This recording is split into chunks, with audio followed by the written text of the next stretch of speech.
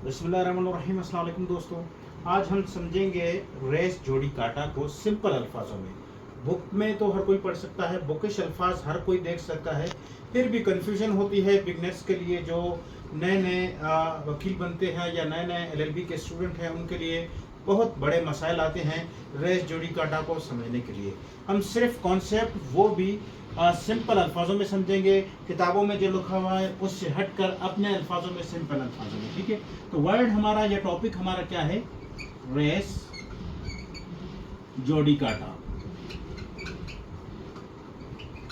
तो रेस जोड़ी काटा आप लोगों को पता है क्या है? रेस जोड़ी काटा को तो थोड़ा सा समझते हैं। सबसे पहले अगर हम बात करें प्रोविजन की, प्रोविजन या फिर सेक्शन जिसको कहते हैं, सेक्शन कौन सा लगता है रेस जोड़ी काटा के लिए? सेक्शन 11।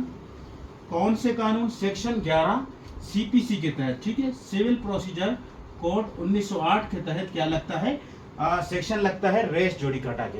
अब हम थोड़ा सा पर्पस समझते हैं या पर इस्तेमाल समझते हैं कि इसको हम प्रैक्टिस में या फिर एग्जाम में इस्तेमाल कैसे करें। मेन चीज हमारा आज क्या है?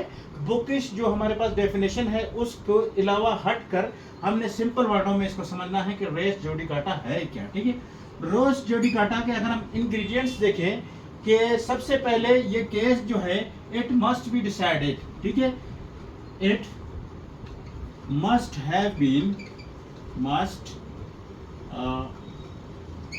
been decided by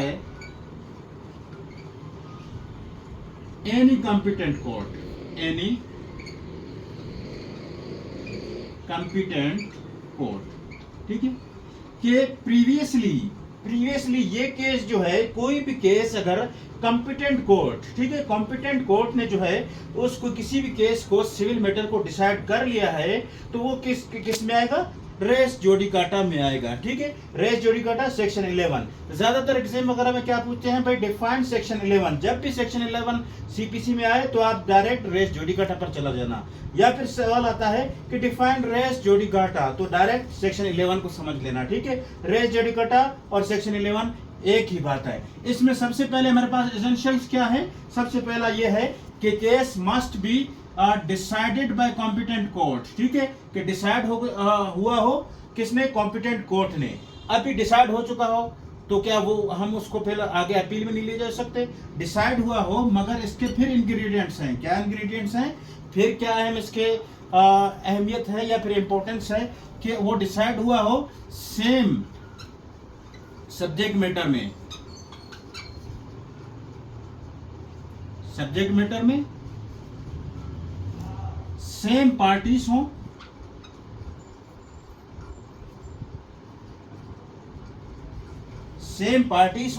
same title हो,